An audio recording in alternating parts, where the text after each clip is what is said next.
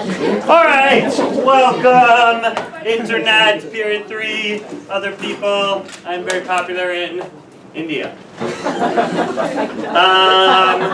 Last class we have learned that's like actually true, my YouTube, whatever it's called. Demographics. Yeah. All right. Good.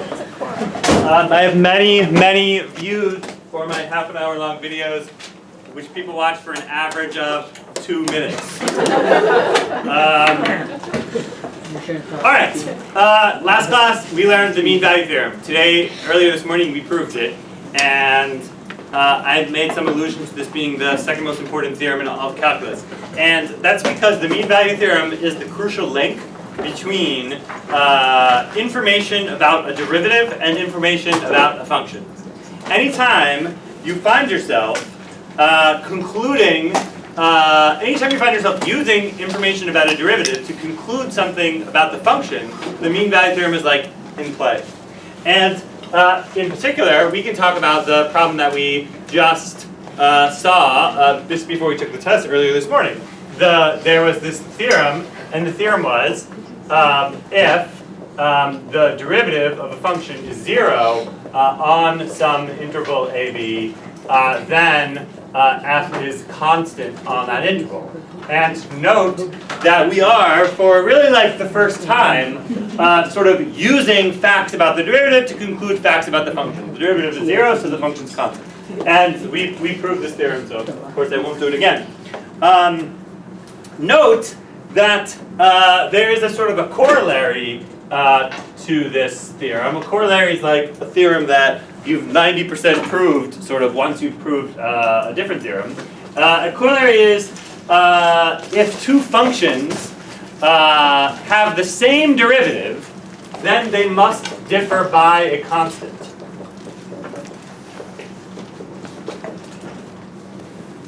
So just consider for a moment, using your imagination, what you think about two functions if they have the same derivative. Loosely speaking, what does that mean? What can you say about the two functions? Hi, everybody. They're changing at the same rate is actually a really good way of putting it, right? Here are two functions which are changing at the exact same rate at the exact same time. So as I've talked about the derivative being the coach, it's like these two functions have the exact same coach, right? Someone with a whistle is saying, do this now, no, faster, faster, faster, no, slower, no, go, stop, do nothing. Okay. So, of course, they're going to be moving at the exact same rate. They're like synchronized swimmers. You have one function f, maybe that's doing this, but a different function g is at the exact same moment doing the exact same thing, but possibly like in a different spot, right? And if you were to, okay, this is a pretty bad picture, but technically, or one way of thinking about the derivatives being equal is that the slopes of the tangent lines are equal. If you imagine these two tangent lines at every single moment having the exact same slope, then that kind of shows you what's going on. Okay, so claim is that f and g are just vertical translations of each other. So f is just g plus a constant. All right, now this feels very, very true, but actually proving it is a little bit tricky. Not tricky, but not obvious what to do. Until maybe today. Is it obvious to you now? Not really. Sorry. What's an idea?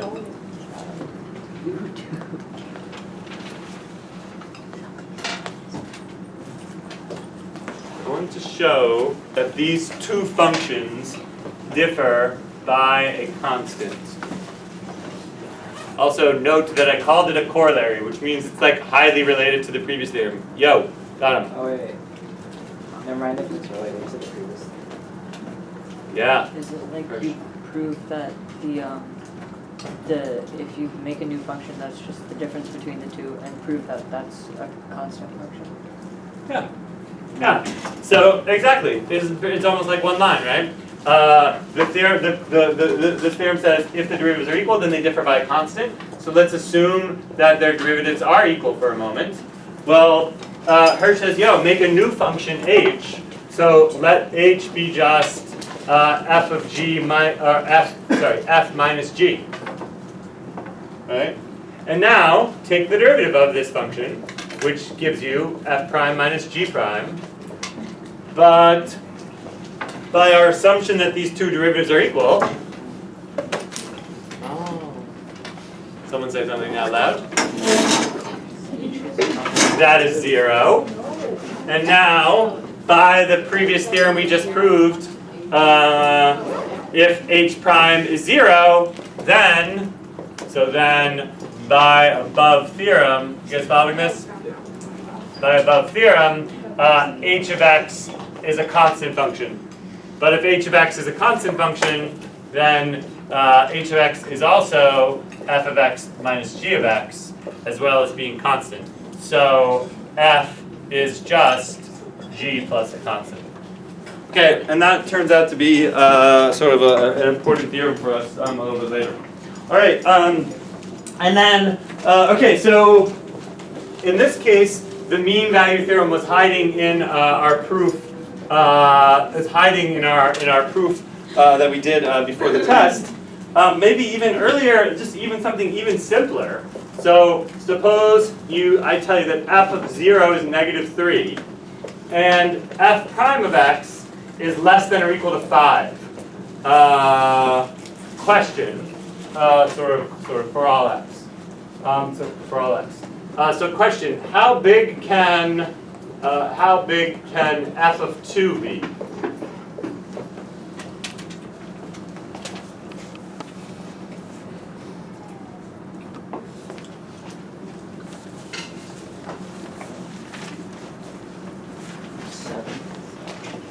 Yeah, Liam says 7. Liam, can you explain? Because if for every if you increase x by 1, then the most you can increase y by is 5, because the derivative is 5.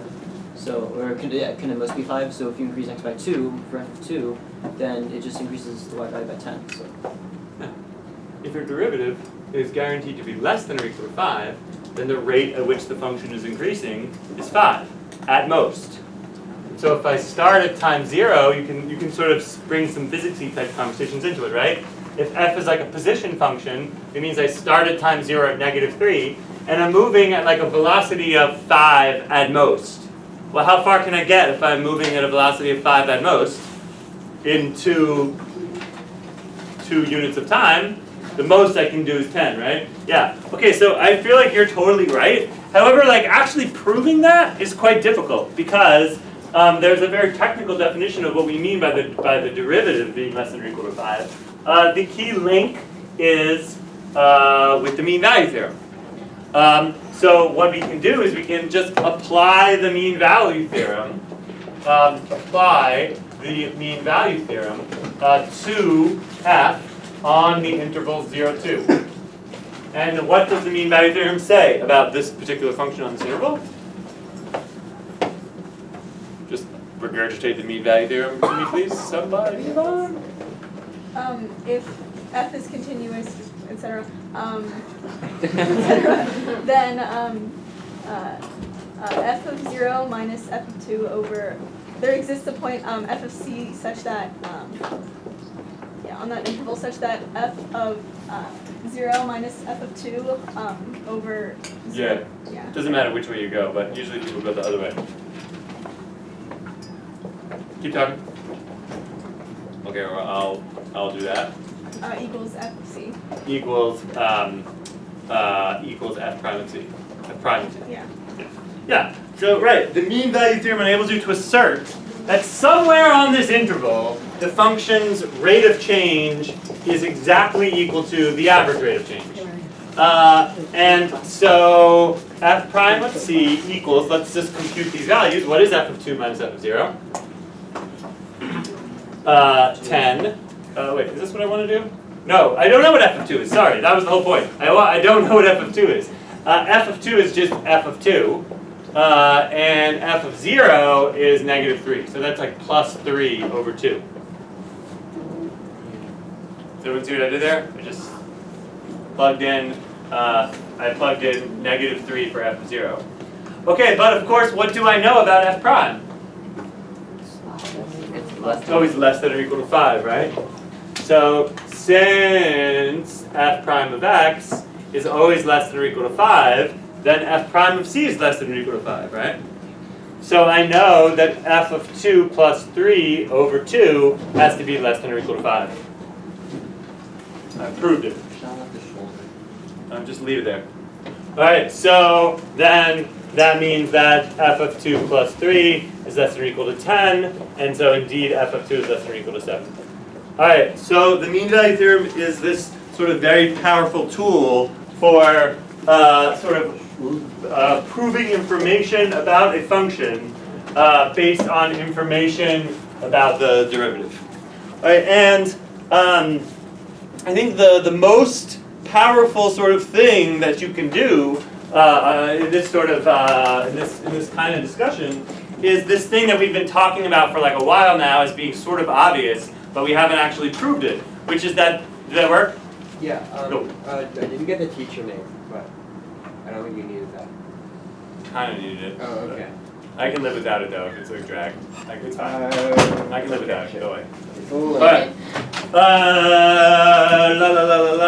What was I going to say next? Oh yeah. So basically, when the derivative is positive, we strongly feel that the function is increasing. When the derivative is negative, the function is decreasing. That's all true. And before we prove it, we should probably just like recall what is the definition of increasing and decreasing. There is a definition. So let's do decreasing. F is decreasing on some interval AB, if and only if. So this is not a calculus definition per se. This is a definition which, in theory, Giles taught you in pre-calc A. Yes, someone else besides Hirsch. Should I go to the cards? Yeah, Victoria. What does it mean to say that a function is decreasing? You can just use like chill words. But you're being too calculusy about it. What would like an algebra 2 kid say? The next point is less than There's no that next point. The next point is less. Okay, but actually there's no such thing as the next point, but like any subsequent point or something like that. Right? Yeah.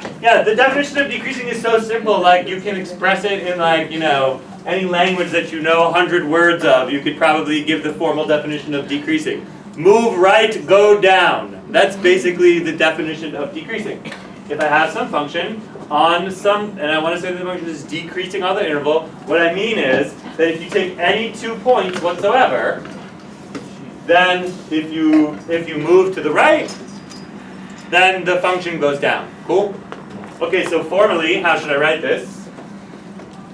Decreasing if and only if.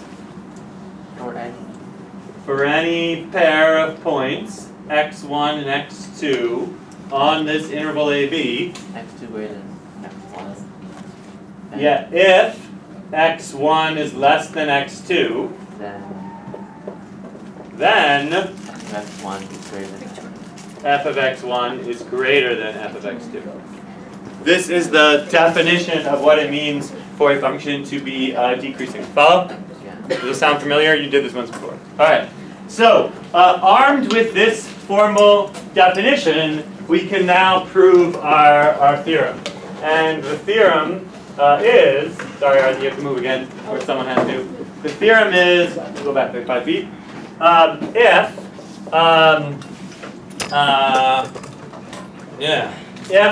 f prime of x is negative on some interval, then f is decreasing on that interval. So sort of finally now, we can take a derivative, analyze that derivative, learn its like sign, whether it's positive or negative, and from this conclude what the function is doing. Okay, let's go. This is another one of these theorems that is ultimately trivial in the sense that no like deep, brilliant, creative moves are needed to prove it. You just have to use all the definitions of all the things and it just falls out. Shall we begin? All right. What should we do first? The first step is always the easiest step. What is the general form of this theorem? Like, what is its logical form? What kind of a statement is it? It is an if-then statement.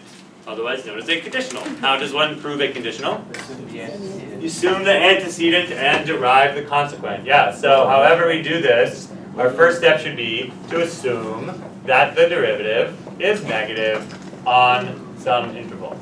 And then our conclusion, way down here, is that f is decreasing on that interval. How do you learn those words, right? What's up? How do you learn those words with parents? What up? Oh, I've been to college. No, I mean him. Oh, him? I don't know. I've probably used them before. You gotta have me all year, Joey Kim. Alright. That's not my Good. So now we know what we need to prove. We need to prove that it's decreasing. Well, fortunately, I have like a definition of decreasing like right there on the board. So how do I go about showing that a function is decreasing?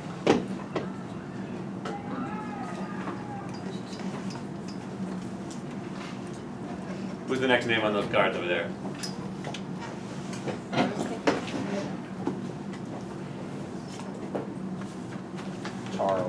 Charles.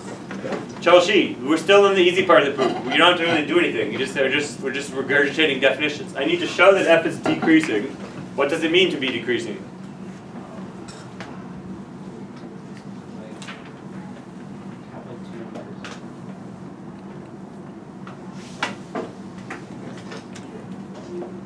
You have two numbers, and everyone's shy because we're on camera.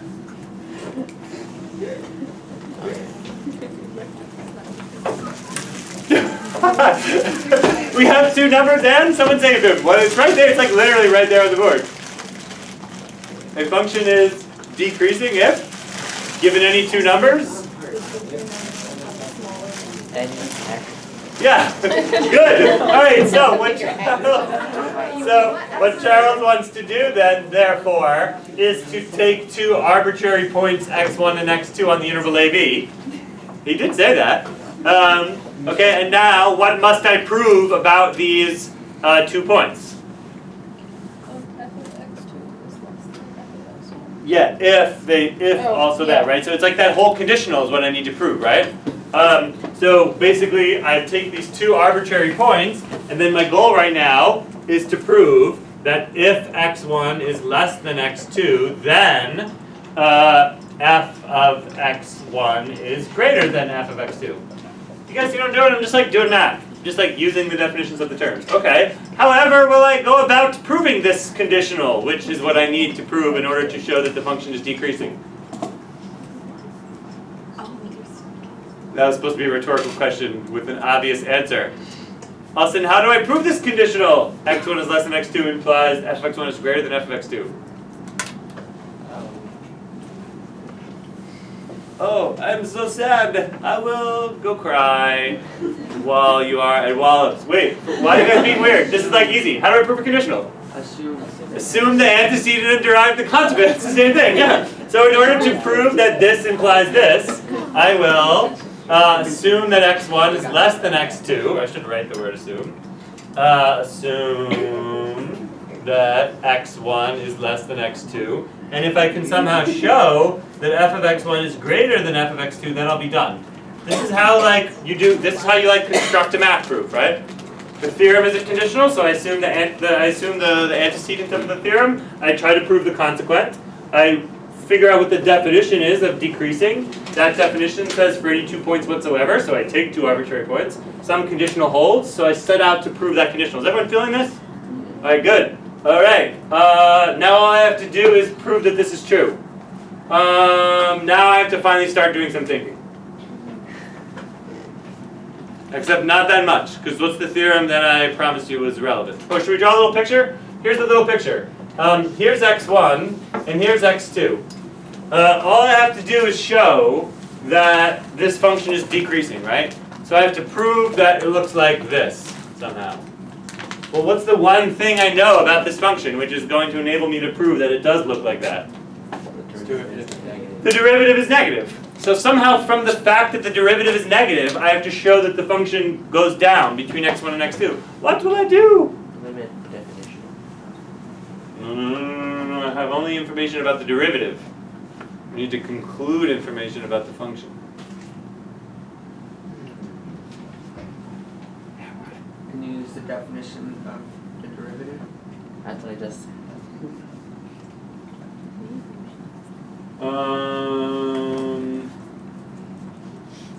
Okay. Sure.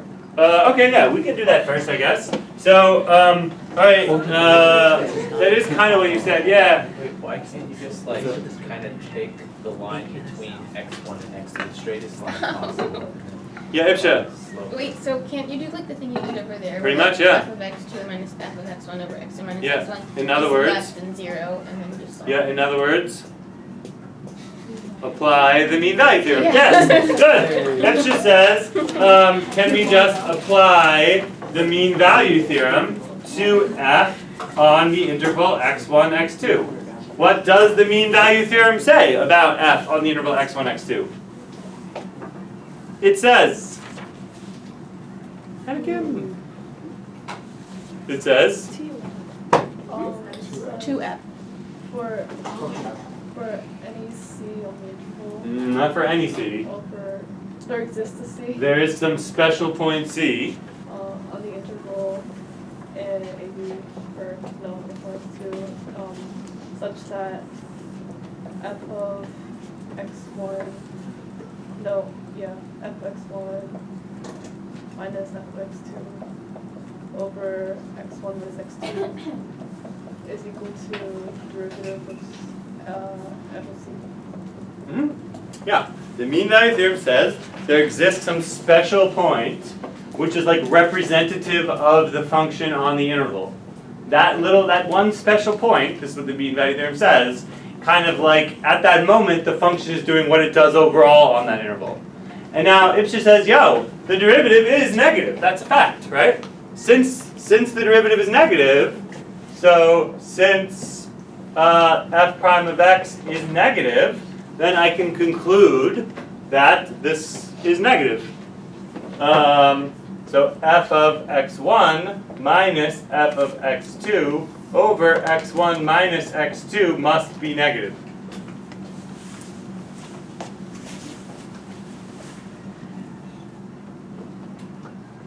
Now we are very, very close to being done.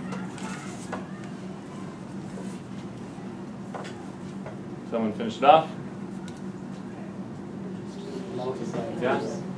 You know that x1 minus x2 is negative because you assume that. Yeah, this denominator is negative because of my assumption right here. Right? x1 is less than x2, so that's a negative denominator. Well, if the denominator is negative and the fraction is negative, the only conclusion is that the numerator is positive, right?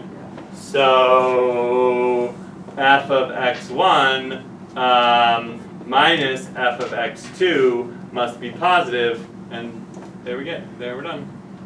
So f of x1 is greater than f of x2. Which is exactly what we wanted to prove, right? Move right, go down. Okay. Maybe that was like a little bit like boring, or like maybe like, I don't know, like too obvious or abstract or something, but actually all we really did was we used the mean value theorem, as I sort of promised we would. We used the definition of what it means for a function to be decreasing. We used a little bit of logic, and we just kind of were like organized with our thinking, and it just like fell out. All right, this is in fact extremely powerful information. Oh, and then the other half of the theorem, which I'm not going to prove, but it's the same thing, is if the derivative is positive, then the function's increasing. All right, maybe you're not that excited because you just felt like this theorem was obviously true all along, so maybe proving it isn't that exciting to you. I'm sympathetic a little bit. Okay, so let's take some polynomial. A polynomial which, though so simple, has eluded you for, years. Because polynomials like this, all we could ever do when we were back in pre-calc was like find its end behavior and maybe like roots if we were lucky or something. But now we can do everything. I can know precisely when this function is increasing and when this function is decreasing. How should we do it? Just take the derivative. Just take the derivative, and then all the knowledge is at your fingertips. Go! Exactly. Then like you might as well Go right there.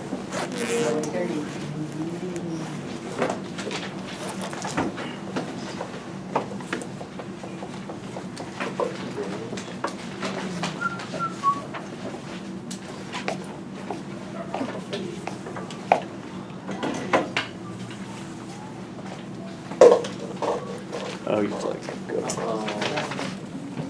1 point.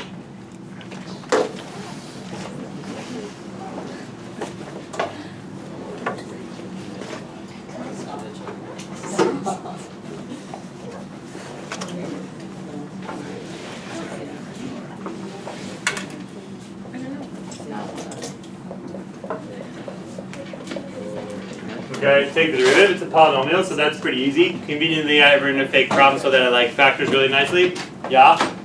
So this should be like automatic, because we did this in pre-comp C for like a bajillion times.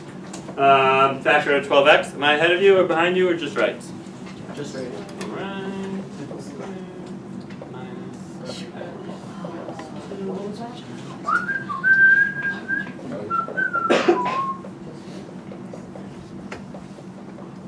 Alright. Here is my derivative in wonderful, beautiful factored form. And now, someone carbon, can you erase the board? Now I need to merely make a sign chart, which I can like do in my sleep. This is a cubic, so it's gonna go like this. And behavior-wise, leading coefficient's positive, so I do a little boom boom. And this is -1, 0, 2, and the sign chart goes negative, positive, negative, positive. And what this now tells me, based on my new powerful theorem about the sign of the derivative, is that my function f must be decreasing on this interval, increasing on this interval, decreasing on this interval, and increasing on this interval. And what does this actually tell me about what's going on at, for example, -1?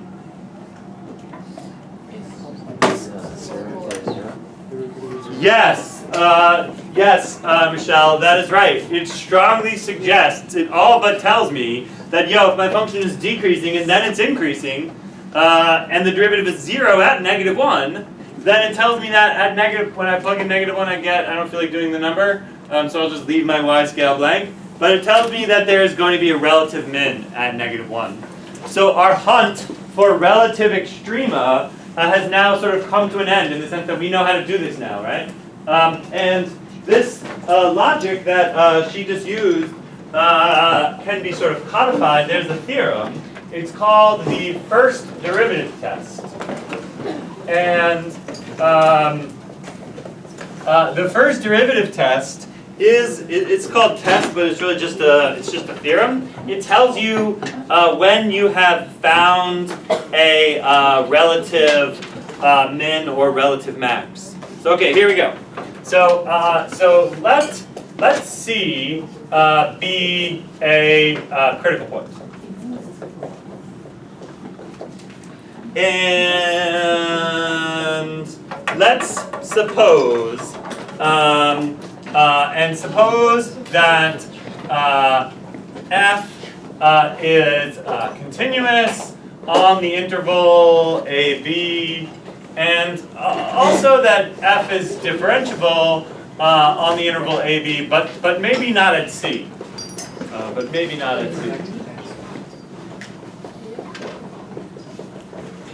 Alright, the first derivative test says exactly the logic that we just used over there.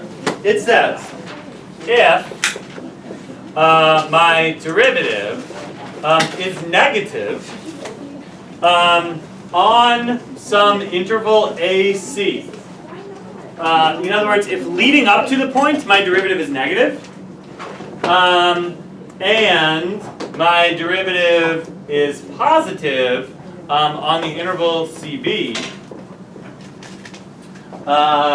then f has a relative min at x equals c.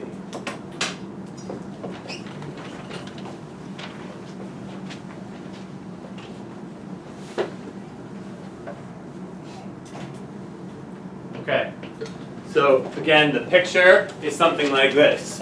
I have some point C, and what I know is that C is a critical point, which means that the derivative is either 0 or does not exist.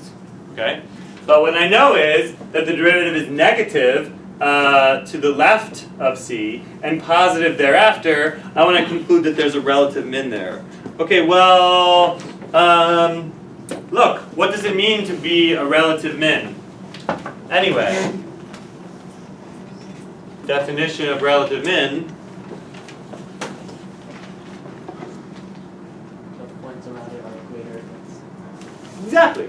What we need to show, so what we need to show is that near x equals c, f of x is greater than or equal to f of c. That's simply the definition of what a relative min is. All the points nearby are bigger. Okay, and basically the way we do this is just we just show that it works in both cases. So take first take some x value on the interval AC. Okay. So I'm picking an arbitrary x value somewhere in this interval. Are you like done? I feel like you're done. Oh my god. Please be done. You're done. Good, done. Good. So, if this is my x value, then what is the relationship between f of x and f of c? And how do I know? Can I just do this really fast? It's like kind of boring also. You guys don't seem like you're very excited. Okay, if I take a point x, then look, I used the one thing I've assumed. I've assumed that my derivative is negative, right? And so, so since f prime of x is negative, then by the theorem that we just proved, f is decreasing. So since f prime is negative on the interval AC, f is decreasing.